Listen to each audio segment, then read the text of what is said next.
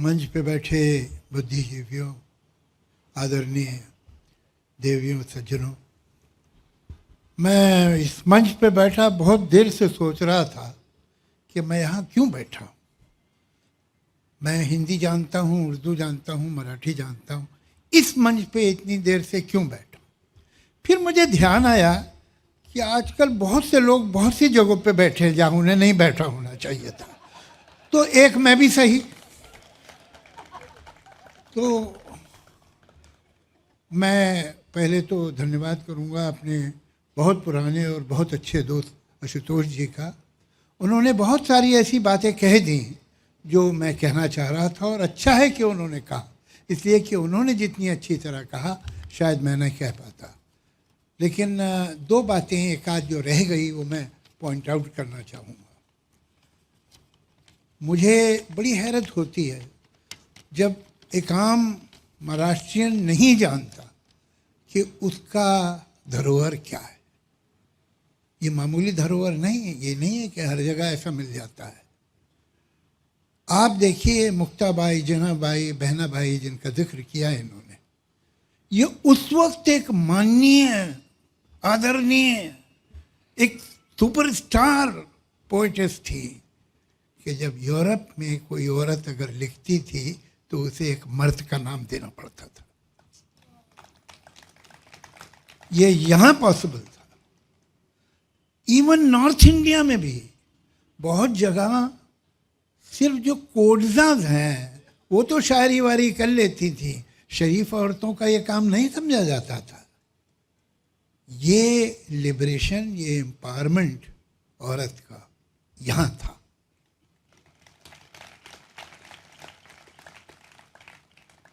जहाँ तक संत ज्ञानेश्वर हूँ, संत तुकाराम हूँ, संत एकनाथ हूँ, पता नहीं आप लोग उन्हें कितना याद करते हैं। मुझे ये हैरत होती है कि चाहे तेलुगु अपना मराठी के अन्नभाऊ साठे हों, पीएल देशपांडे हों, विजय तेंदुलकर हों, अगर नॉवलिस्ट आप बोलिए तो नासी फड़के हो, खांडेकर हों, दलित पोइट्स हों तो दिया पवार, फिर एक फीमेल पोइट है, वेरी इंपॉर्टेंट पोइट, प्रज्ञा पवार। दिया पवार तो उनके फादर थे। नामदेव ढसाल, नाम आप गिनते जाइए। पीके अत्रे, पीके अत्रे का एक पता नहीं कितने लोगों को मालूम है कि उन्होंने एक दैनिक मराठा एक पेपर निकाला था और उन्होंने किसी से पैसा नहीं लिया। उन्होंने कहा हर महाराष्ट्रियन मुझे सिर्फ 1 रुपया देगा, मैं 2 रुपये नहीं लूँगा। और 1-1 रुपया लोगों से लेके उस पेपर को चलाया। ये 2 जगह मुझे मालूम है हिंदुस्तान में, एक बंगाल और एक महाराष्ट्र, जहाँ कम से कम आज से 25-30 साल पहले तक तो गरीब से गरीब आदमी और एक जो मध्यम वर्ग का परिवार होता था उसके बजट में पुस्तक का हिस्सा होता था कि ये मैगजीन लेने हैं, ये किताबें इतनी तो खरीदनी है इस महीने।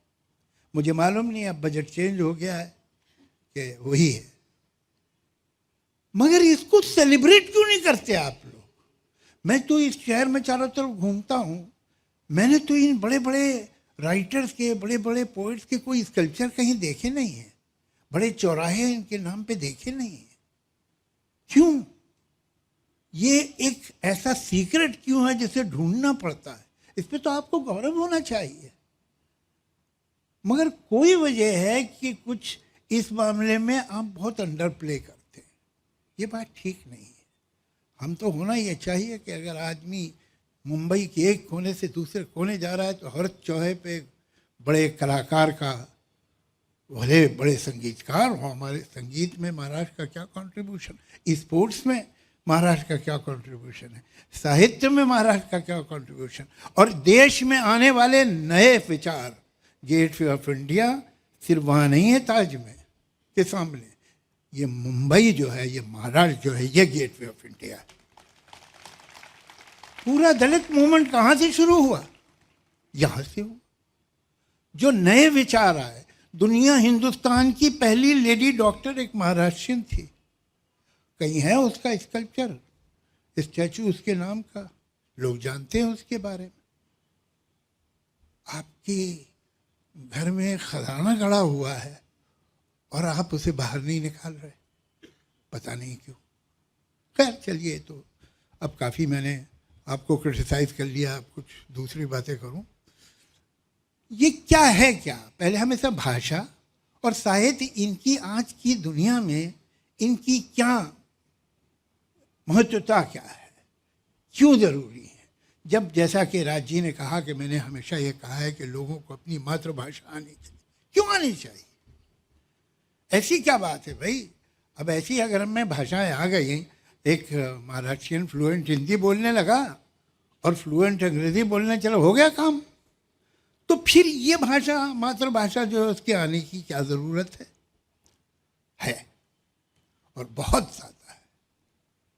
एक बात याद रखिएगा कि पेड़ जितना ऊपर जाए और जितनी उसकी डालियां और शाखें, ब्रांचेस दूर तक फैलें, उतनी ही जड़ें गहरी होनी चाहिए, वरना पेड़ गिर जाएगा। भाषा सिर्फ मैंने कहा और आपने समझा, आपने कहा और मैंने समझा नहीं है, ये इससे बहुत ज़्यादा है। भाषा आपकी पहचान है। भाषा आपका अपनी ज़मीन से, अपनी धरती से रिश्ता है, अपनी संस्कृति से, अपने इतिहास से रिश्ता है भाषा। आप एक बच्चे को उसकी भाषा से काट दीजिए, वो अपनी संस्कृति से, अपनी तहजीब से, अपने इतिहास से कट गया। अब वो कहीं का भी हो सकता है या कहीं का भी नहीं रहा।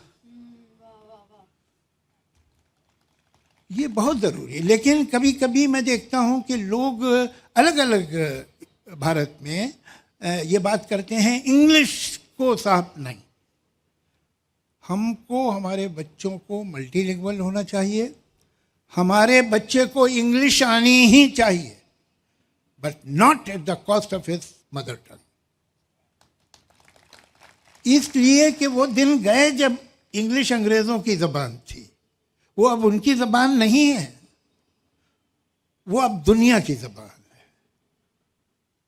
वो हर जगह समझी जाती है। और अगर आपको दुनिया से डील करना है, दुनिया से कुछ रखना है, रख रखाव, तो आपको इंग्लिश आनी चाहिए, इसमें तो कोई शक ही नहीं। लेकिन उसके साथ आपकी अपनी पहचान, आपकी अपनी जड़ें बहुत ज़रूरी हैं, और वो आपको आपकी भाषा ही देगी। चलिए, आपने भाषा सीख ली, तो अब ये क्या ज़रूरी है कि भाई साहित्य भी पढ़ा जाए। साहित्य में क्या बात? साहित्य में एक बड़ी अजीब बात है, वो किसी भी भाषा का हो, जो अच्छा साहित्य है वो दो बातें बताता है जो दोनों एक दूसरे के खिलाफ है। एक बात ये बताता है कि दुनिया में कैसे कैसे अजीब लोग हैं, कैसे कैसे संस्कार हैं, कैसे कैसे जीने के ढंग हैं, कैसे कैसे रवाज हैं, रीतें हैं, कितने अलग हैं। और उसी समय एक और बात भी बताता है कि दुनिया के सारे लोग कितने एक जैसे। आपकी जो सरगम है भावनाओं की, वही 7 सुर है, वो किसी भाषा में बचे, किसी दुनिया के किसी कोने में बजे, सुर 7 है। यही जिंदगी है। हम में एम्पैथी पैदा होती है, हम में अंडरस्टैंडिंग पैदा होती है उन लोगों से जिनके शायद हम देश कभी नहीं गए, या वो अगर हमारे ही देश में है तो हम उनके घर के अंदर कभी नहीं गए। जो हिस्टोरियन है वो तो इतिहास लिखता है बादशाहों के, हुकूमतों के, राजाओं के, जंगों के। ये तो साहित्यकार है जो इतिहास आम आदमी का लिखता है। जब वो आपको एक घर की कहानी सुनाता है, ये कौन बताएगा? ये हिस्टोरियन थोड़ी बताएगा, साहित्यकार थोड़ी, ये इतिहासकार तो नहीं बताएगा, ये तो वही बताएगा। फिर आपको लगेगा कि हो सकता है इनका वर्ग अलग है, इनका धर्म अलग है, इनकी भाषा अलग है, इनके मुल्क में कुछ और दूसरे रिवाज, लेकिन इनके दुख सुख तो हमारे ही जैसे हैं। आप में इंसान से मोहब्बत पैदा होगी, आप इंसान को बेहतर समझेंगे। आप हर एक के घर नहीं जा सकते, हर कल्चर को पर्सनली जाके नहीं देख सकते, लेकिन एक अच्छा नॉवल, एक अच्छी शॉर्ट स्टोरी आपको उन लोगों से मोहब्बत करा देगी जिनसे अभी आपकी मुलाकात नहीं हुई। ये है इतिहास।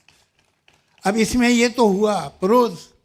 पोइट्री का किस्सा ये है कि पोइट्री, कमाल की बात यह है कि भाषाएं दुनिया में इसलिए बनी थी कि मैं बोलूं और आप समझें और आप बोले और मैं समझूं, लेकिन अक्सर कम्युनिकेशन में जो बाधा है वो भाषा होती है, वो दीवार बन जाती है। और इस दीवार में अगर कोई खिड़कियां हैं तो वो है अनुवाद। भाई हम तो जर्मन नहीं जानते, मैं फ्रेंच नहीं जानता हूँ, मैं स्पेनिश नहीं जानता हूँ, मैं इटालियन नहीं जानता हूँ, मैं रशियन नहीं जानता हूँ, लेकिन इनका मैं अगर साहित्य जानता हूँ तो थैंक्स टू इंग्लिश। अगर मैं बंगाली लिटरेचर का जानता हूँ तो थैंक्स टू उर्दू, इसलिए कि उर्दू में एक समय में सारा क्लासिकल बंगाली लिटरेचर ट्रांसलेट हुआ। ये काम बहुत सीरियसली होना चाहिए हमारी मराठी भाषा के लिए। इसका ट्रांसलेशन मैं आपको बताऊं, मैं तो 19 साल का था तकरीबन जब मैं मुंबई आया। मैं आया था नॉर्थ इंडिया से, यूपी से। हम अपनी दुनिया में खुश होते हैं। एक कूप मंडूक कहलाता है ना, कूप मंडूक वो होता है संस्कृत में जो कुआं में रहता है मेंढक और अपने ही कुएं को पूरी दुनिया समझता है। हम में से अक्सर लोग कूप मंडूक हैं। जब मैं यहाँ आया तो मुझे एक शब्द नहीं मालूम था मराठी साहित्य के बारे में, मराठी राइटिंग के बारे में। मेरे कुछ मराठी महाराष्ट्रियन दोस्त थे, वो मुझे ले गए, उन्होंने विजय तेंदुलकर का प्ले दिखा दिया मुझे। मैं आपसे यकीन कहता हूँ करिए आप कि मैं ज़मीन पे घुटनों के बल बैठ गया। मैंने ऐसा कुछ देखा ही नहीं था, ऐसी राइटिंग मैंने नहीं देखी थी। हमारे साहित्य में ऐसी राइटिंग नहीं जो विजय तेंदुलकर की है, कि सच को पूरी तरह से इंसान को खोल के सच बाहर निकाल दिया। ये हो तुम। इतनी बेरहमी से सच किसी ने मेरे मुंह पे मारा हो ये कभी नहीं हुआ था। तो फिर मुझे दिलचस्पी हुई, मैं प्लेस देखता रहा और हमेशा अपने महाराष्ट्रियन दोस्त के साथ जाता था। वो बराबर में बैठ के मुझे बताता रहता था क्या हो रहा है। कुछ अभी तो हम लोग इतने बरस हो गए, कुछ समझ में भी आता है, ऐसी बात नहीं। यहाँ जो कविता सुनाई गई मेरे ख्याल से काफ़ी हद तक मेरी समझ में ही आ रही थी, लेकिन फिर भी ख़ासतौर से पोइट्री का ट्रांसलेशन का झंझट ऐसा है कि आप एक इत्र की शीशी लें और उसे दूसरी बोतल में कितने भी संभाल के उंडेलें, कुछ न कुछ सुगंध को खो जाएगी। ऐसा ही है पोइट्री का ट्रांसलेशन। प्रोज हो जाती है, प्रोज बहुत अच्छी हो जाती है, पोइट्री बड़ा मुश्किल है। लेकिन मैं ऐसा समझता हूँ कि जो लोग हैं जिन्हें मराठी भाषा से प्यार है वो इसे संभाल के तो रखें, लेकिन हमारी देश की अलग अलग भाषाओं में ट्रांसलेशन लोगों को, पूरे हिंदुस्तान को मालूम होना चाहिए पीएल देशपांडे कौन है, विजय तेंदुलकर कौन है। और आज की पोइटर जो है गौरी देशपांडे हैं, सानिया हैं, शांता शेल्के हैं। लोग क्यों नहीं जानते उन्हें? ये तो मेरी किस्मत अच्छी है कि मुझे कुछ ऐसे दोस्त मिल गए जिन्होंने बताया, जिन्होंने सिखाया, जिन्होंने ट्रांसलेट करके मुझे दिया। मगर हिंदुस्तान विजय तेंदुलकर और पीएल देशपांडे को ना जाने तो ये तो हिंदुस्तान के लिए शर्म की बात। ये जिम्मेदारी हमारी बनती है कि इसको हम ट्रांसलेट करें। मेरी अपने एक दोस्त से बात हुई, मैंने उनसे कहा तुम मुझे सेलेक्ट करके 50 मराठी पोएम दो, तुम मेरे साथ बैठना, तुम मुझे बताते रहना, मैं उन्हें पोइट्री में ही ट्रांसलेट करूँगा। मैंने ये काम रविंद्रनाथ टैगोर की कविताओं के साथ किया है, उनके गीतों के साथ। एक है अनंत, आप लोग कभी यूट्यूब पे जाके सुनिएगा। उनके जो रविंद्र संगीत है उसको ट्रांसलेट किया है टू द सेम ट्यून, जिस ट्यून में वो ओरिजिनल गाया जाता है उस पर ही ट्रांसलेट किया है। तो ये हमारा मेरे ख्याल से कर्तव्य बनता है, हम जो आ गए बाहर से रहे, मैं तो यहाँ समझिए 55 साल से यहीं रहता हूँ, वहाँ 53-55 साल से, लेकिन मेरी कोई और भाषा है तो मेरा कर्तव्य है, मेरा ये कर्तव्य है एज अ राइटर कि मैं एक पुल बनूं मराठी और दुनिया की दूसरी जबानों के बीच में। इसलिए कि जो कुछ है आज मैं जो भी हूँ वो तो यहीं से, इसी धरती से मिला है, और वो और कहीं जैसे मिलता भी नहीं, यहीं से मिल सकता था। अब यहाँ यह एक कवि सम्मेलन चल रहा है तो अब मेरा फ़र्ज़ बनता है कि मैं भी एक कविता आपको सुना दूँ। मैं दो तरह की कविताएं लिखता हूँ, कुछ लंबी, कुछ बहुत लंबी। तो मैं आपको बहुत लंबी नहीं सुनाऊंगा। इस कविता का शीर्षक है वक्त, समय, टाइम। कमाल की बात है कि कोई भी चीज़, या हद तो यह है कि कोई भी इंसान, अगर वो हमारे आसपास बहुत ज़्यादा है तो हम उसे ध्यान से नहीं देखते। जो कभी कभी होता है, जो कभी कभी दिखाई देता है, उसे बहुत ध्यान से देखते हैं। लेकिन जो है, कितने लोग सोचते हैं कि समय क्या है, भाई 2 घंटे निकल गए, कहाँ निकल गए, कहाँ है अभी, कहीं यहाँ से निकल गए हैं तो कहीं तो गए होंगे, कहाँ है, और निकल क्या गया, चला क्या गया, वो क्या था, मटेरियल था, कोई चीज़ थी, क्या चल रहा है, इस पे ही कविता। इसमें 2-1 अनफेमिलियर वर्ड होंगे मुझे, तो मैं विश्वास करता हूँ बातचीत, पोइट्री इसलिए होती है, राइटिंग इसलिए होती है कि दूसरे लोग ज़्यादा से ज़्यादा समझें। तो मेरी बहुत ट्रांसपेरेंट भाषा है, लेकिन फिर भी अगर टॉपिक अनयूजुअल हो तो 2-4 अनयूजुअल वर्ड भी आ जाते, मैं उन्हें ट्रांसलेट करूँगा। ये वक्त क्या है, ये क्या है आखिर के जो मुसलसल गुजर रहा है।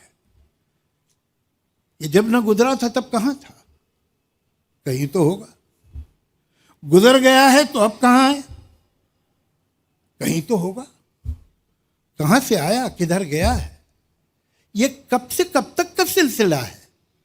ये वक्त क्या है, ये वाक़ये, हादसे, तसादुम, these incidents, these accidents, these conflicts, every pain, every pleasure, every happiness, every sadness, every sorrow, every joy, ये वाक़ई हादसे, तसादुम, हर एक गम और हर एक मसरत, हर एक अज़ियत, हर एक लज्जत, हर एक तबस्सुम इस्माइल, हर एक आंसू, हर एक नगमा, हर एक खुशबू, वो ज़ख्म का दर्द हो कि वो लम्स, स्पर्श का जादू, खुद अपनी आवाज़ हो कि माहौल की सदाएं, ये जहन में बनती और बिगड़ती हुई फ़ज़ाएं, ये फ़िक्र में आए ज़लज़ले हों कि दिल की हलचल, तमाम एहसास, सारे जज्बे, ऑल फीलिंग्स, ऑल इमोशंस, ये जैसे पत्ते बहते पानी की सतह पर जैसे तैरते हैं, अभी यहाँ हैं, अभी वहाँ हैं,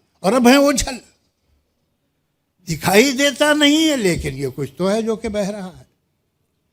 ये कैसा दरिया है, किन पहाड़ों से आ रहा है, ये किस समंदर को जा रहा है, ये वक्त क्या है। कभी कभी मैं ये सोचता हूँ कि चलती गाड़ी से पेड़ देखो तो ऐसा लगता है दूसरी समझ जा रहे हैं। कभी कभी मैं ये सोचता हूँ कि चलती गाड़ी से पेड़ देखो तो ऐसा लगता है दूसरी समझ जा रहे हैं, मगर हकीकत में पेड़ अपनी जगह खड़े। तो क्या ये मुमकिन है सारी सदियां कतार अंदर कतार अपनी जगह खड़ी हों, ये वक्त साकित हो और हम ही गुजर रहे हों। इस एक लम्हे में सारे लम्हे, तमाम सदियां छुपी हुई हो, न कोई आइंदा न गुज़िश्ता, जो हो चुका है वो हो रहा है, जो होने वाला है हो रहा है।